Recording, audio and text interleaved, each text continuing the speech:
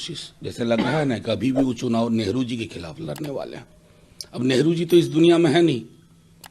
बार बार मैं तो 14 से लेकर अब तक इनके स्क्रिप्ट राइटर इनका बहुत नुकसान कर रहे हैं। मैंने आपके माध्यम से कहा था कि प्रधानमंत्री जी देश के प्रधानमंत्री हैं। उस पद पर नेहरू से लेकर के इंदिरा जी, राजीव जी, वाजपेयी जी, वीपी सिंह साहब, देवेगौड़ा जी, कितने कितने लोग रहे, मैं कहीं का नाम नहीं ले पा रहा हूं। एक गरिमा, उस गरिमा को बरकरार रखना आपकी जिम्मेवारी है प्रधानमंत्री जी। अन्यथा नेहरू तो इतिहास से खारिज नहीं होंगे, लेकिन कल को आप इतिहास के फुटनोट में चले जाइएगा। आरक्षण के सही फॉर्म के खिलाफ से जवाहरलाल नेहरू का कहना, उनको नेहरू को पढ़ने की, उस संविधान सभा की बैठकों को फिर से खुद से अध्ययन करने की जरूरत है। ये जो उनके आसपास के दो चार लोग व्हाट्सएप को तथ्य बना के पेश करते हैं ना, उससे उनको बचने की जरूरत है। और मैं तो बार बार सदन के अंदर भी कहा है कि प्रधानमंत्री जी क्यों डिले कर रहे हो? जातिगत जनगणना की घोषणा करो ना, बिहार ने किया ना, पूरे देश में करिए।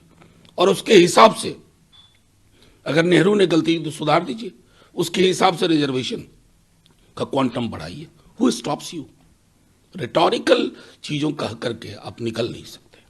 उन्होंने ममता बनर्जी के उस बयान को भी कोट किया जिसमें उन्होंने कहा कि कांग्रेस 40 नहीं पार कर पाएगी। देखिए, मेरा मानना है ना कि बार बार मैं कहता हूं एक ही तरह के चीजें हैं। उपहास ताली बजवा सकता है, लेकिन लोगों को अच्छा नहीं लगता।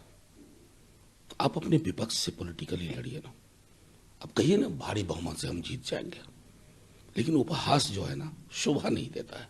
उपहास सबसे, मैं समझता हूं, स्तरहीन उपकरण होता है और आप उसका अक्सर इस्तेमाल करते हैं। कांग्रेस ने प्रधानमंत्री के पूरे बयान को हिपहॉपलाइज बताया, बोला कि ये कंप्लीट झूठ का पुलिंदा। देखिए, मैं तो लगातार मैं इतिहास से बात करता हूं, तथ्यों पे बात करता हूं, और मैं कहूंगा कि तथ्य का मूल्यांकन अगर प्रधानमंत्री जी खुद भी करेंगे तो शायद उनको लगेगा कि, मतलब देखिए ना, खुद का नाम बार बार बोल के ताली बजवाना ये आत्ममुग्धता की पराकाष्ठा, आत्ममुग्धता की पराकाष्ठा।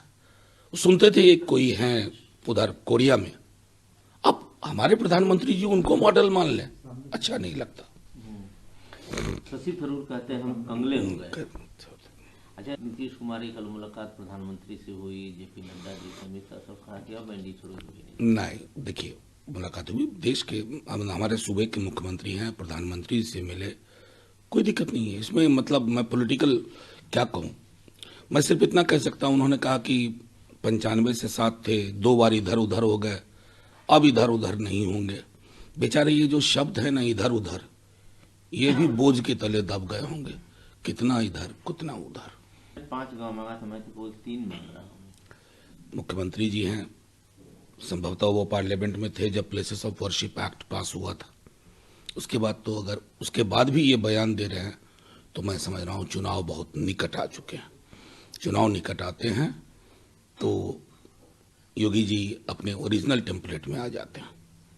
यूसीसी पास हो गया उत्तराखंड असेंबली से। देखिए, मैं अभी भी मानता हूँ आप इससे कुछ नहीं हासिल करेंगे। यह आपकी प्राथमिकता नहीं होनी चाहिए थी। आपकी प्राथमिकता नौकरी होनी चाहिए थी। आपकी प्राथमिकता भूख पर विजय होनी चाहिए थी। आपकी प्राथमिकता होनी चाहिए थी कि बेहतर अस्पताल उपलब्ध हो। आपकी प्राथमिकता होनी चाहिए थी कि लोकतंत्र समेकित रूप से स्वस्थ रहे। डाइवर्सिटी आपकी ताकत है साहब, उस ताकत को का सम्मान करिए। बहरहाल मैं जानता हूं वो कागज के पुलिंदे के अलावा कुछ नहीं है, कोई